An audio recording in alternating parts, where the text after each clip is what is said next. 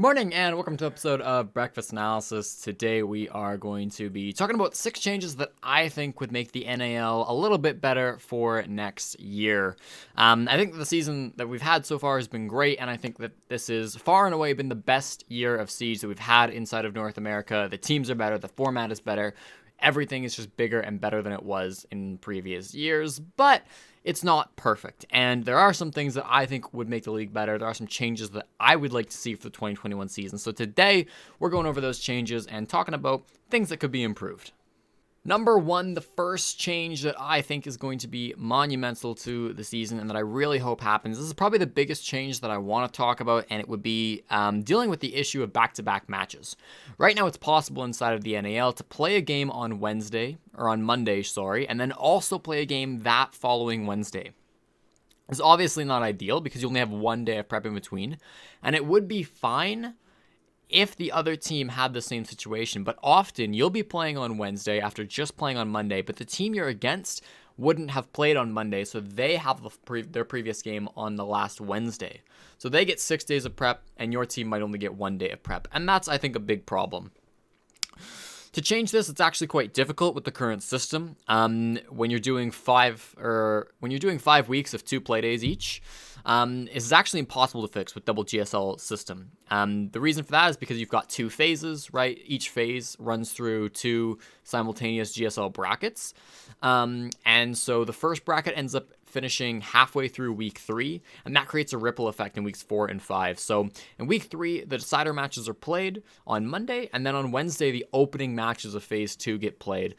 So it's guaranteed that there will be at least 1 or 2 teams that have back-to-back matches week 3.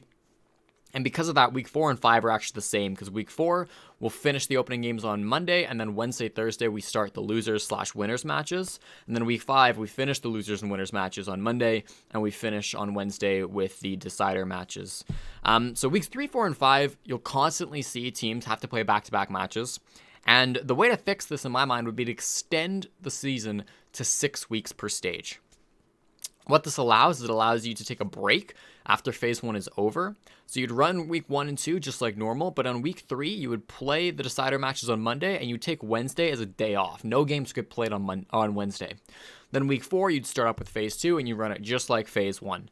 That would make sure that no team ever has to play back-to-back matches. It keeps still 10 play days, so, production costs and everything shouldn't go up. It just changes when the days are, and I think it'd be a huge benefit to the scene. You still might have, maybe you get 8 days of prep, and my team gets 6 days of prep, but I think that's, still much better than the current system where you might have only 1 day between your 2 games. The second change, and this one's definitely one where I'm a little bit more iffy on, but there is a concern among viewers and players that the first part of the NAL Stage 1 and then in future years Stage 1 and 2 don't really matter. And I counter that by saying, well, they do matter for the major and for the invitational. Stage 1 and 2 actually matter a lot for who makes it the invitational, and obviously for who makes it to that stage's major, because there's 3 stages a year and there's 3 majors a year. Each major obviously corresponding with a stage. But there are the North American League Finals at the end of the year. And I think it's fair to expect the North American League Finals to be a representation of the entire year. Right now, the teams that go to the North American League Finals, so the US Finals and the Canadian Finals, are just the top 4 American teams, the top 2 Canadian teams from the final stage. I would like to see that somehow expanded over the entire year. I don't know exactly how you do that.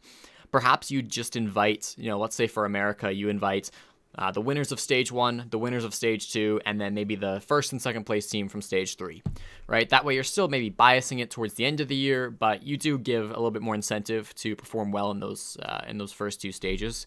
For Canada, you obviously couldn't do that because there's only 2 slots, but maybe you just, for Stage 2 and Stage 3, the winners end up going to the Canadian Finals. You could run a point system as well, but I feel like with all the point systems and everything, North American League is a good system, but it's extremely complicated, and many people already have issues with understanding how it works. I feel like adding a point system on top doesn't really help anybody out. I think that definitely wouldn't be as worth it. So I'd be happy enough just playing around with with how those slots get invited, right? Rather than it just being the top 4 from stage 2/stage 3, whatever the final stage is. The third change, this one's kind of cheating, because I'm actually not presenting a change here. This third point is really more about responding to some other changes. It relates to the previous one in that we're talking about the impact of the whole season rather than the final stage, but I'm talking about relegations. A lot of people have brought up the fact that, stage 1 and 2 don't really matter for relegations, and I'm specifically talking about the US division, not Challenger League right now. And so, for example, if you're a team who got first in stage 1 and first in stage 2, if you got last in stage 3, you're still going to get relegated. And some people have a problem with that. I like the system as it is for relegations, mainly because I feel that you don't want the worst team overall relegated. You want the worst team at the end to be relegated. This ensures that, when you start up the next year's season, you have the 8 strongest teams. Probably. I mean, it more likely will influence that, right? Let's say you've got a team, we'll call them E United, just an example. And throughout stage 1 and 2, they do really poorly.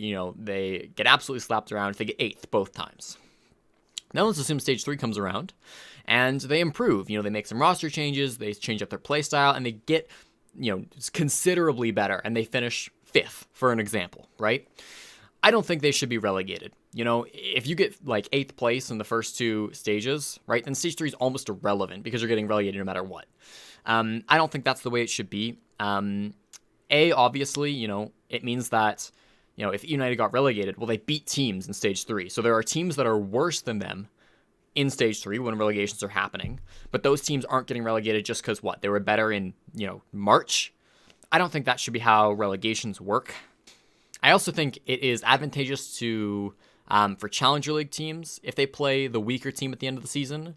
A Challenger League team wants to play the weakest team, and a team that was weak in March, doesn't matter if they're weak in March. What matters is they're weak at the end of the season, right, in December when relegations actually happen. So I feel like it creates a healthier ecosystem. It keeps the better teams in when you only go for the final stage for considering relegations. You might think it's harsh that you can, win 2 stages in a row, but then still get relegated.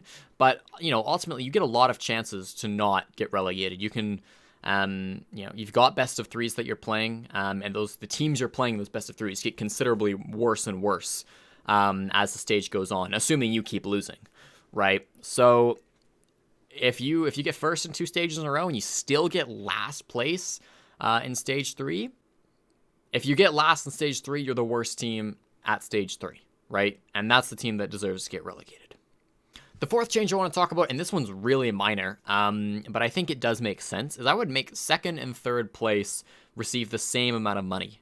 And again, this is pretty minor. They already receive very similar amounts of money. But in the NAL, for a stage, 2nd and 3rd are really interchangeable. The thing is that 2nd and 3rd get determined at the end of the season. It's the last match of the season for, the 2 teams that play in it. And the winner gets 2nd and the loser gets 3rd. That's always how 2nd and 3rd are going to be determined. And in that match, in that 2nd versus 3rd match, teams really don't try because no matter what, you're going to the major. And at the major, you're going to play the same team. So let's take stage 1, for example. TSM got 2nd and Oxygen got 3rd. They played that final match, but neither team really gave it their all because they knew that in just a couple weeks' time, they'd be playing at the major against each other again. So, I think that you still want to keep that match just to round out the season. But everybody knows it's kind of a worthless match. So, have some fun with it. Play it as like a show match. Play it as a match that players are mostly playing for fun. And don't change the amount of money they get, right? Because I feel like a small incentive is almost worse than no incentive to play well. Especially when there's such a big incentive to just not reveal strats and, play very safe and uncreatively, I suppose you could say. I would like to see this change happen simply to, be a little bit more honest about, the difference between 2nd and 3rd. That being, there almost isn't one because the final match that determines who gets 2nd and who gets 3rd isn't really one where teams typically try. There's no incentive to try other than like the $1,000 difference in prize money.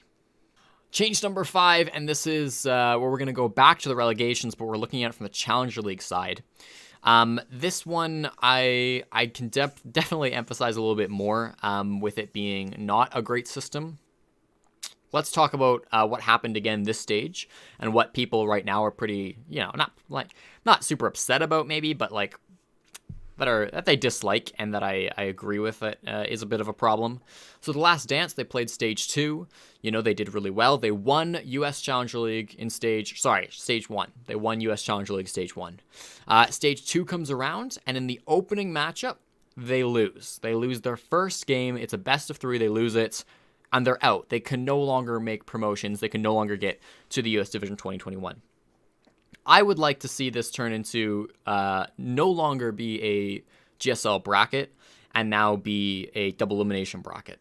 What would this mean if we go to double elimination? Well, it would mean that you'd have a longer season. You could no longer really get it done in 5 playdays unless you force teams to play multiple games on one playday, unless you expand it to 6 playdays. And if we're already doing that with the US Division, it should be no extra problem to expand Challenger League to be 6 playdays instead of 5. It is a little bit more resources, but you've already got the 6th week. I think you can add in a 6th playday for the US Challenger League and Canadian Challenger League. This all applies to both because Challenger League works the same in the US and Canada. You could probably afford to get that 1 extra playday in for the Challenger Leagues, and you could run a double elimination bracket system with 8 teams. If you run a double elimination bracket, you can run for 6 playdays. Don't let anybody repeat, and the most games you get on one day is 4, and that's for the first 2 playdays. You get 4 matches, and already every playday right now has 4 matches per playday. I think not the later ones actually, but a lot of the matches have 4 playdays. So you don't increase the length of any of the playdays. You don't decrease the early ones, but it is what it is. You still have some long playdays at the start, but that's already what we're dealing with. And it gives teams a second chance. And I do believe that, especially in this final stage where there's so much on the line to get some promotions, the teams should have that fallback, right? So I would really like to see the last stage be a double elimination system. I wouldn't change the first 2 stages. I would keep the first 2 stages as GSL brackets, because the first 2 stages, their primary purpose is to relegate teams sort of out of Challenger League and to allow open qualifier teams to come up into Challenger League. And I think the GSL bracket does a better job of just like finding out who's last, like who the worst teams are and filtering them out than a double elimination bracket does. A double elimination bracket doesn't really care too much about, who's getting last. The seeding's going to matter more in a double elimination bracket. So I would keep the first 2 stages as is and keep them as GSL brackets, with the last stage being a double elimination bracket because there's so much more on the line and because first place matters so much more. And the 6th and final change I would implement, I definitely would want to implement this into Challenger League. I would consider implementing this into even the US Division as well. But particularly for Challenger League, I would no longer give the winning team, let's say from stage 1 or stage 2, the best seed. I would let them choose their opponent. Let me explain. Going back to the Last Dance example, obviously they won in stage 1 here in 2020. And so they got the easiest seed for stage 2. That makes sense.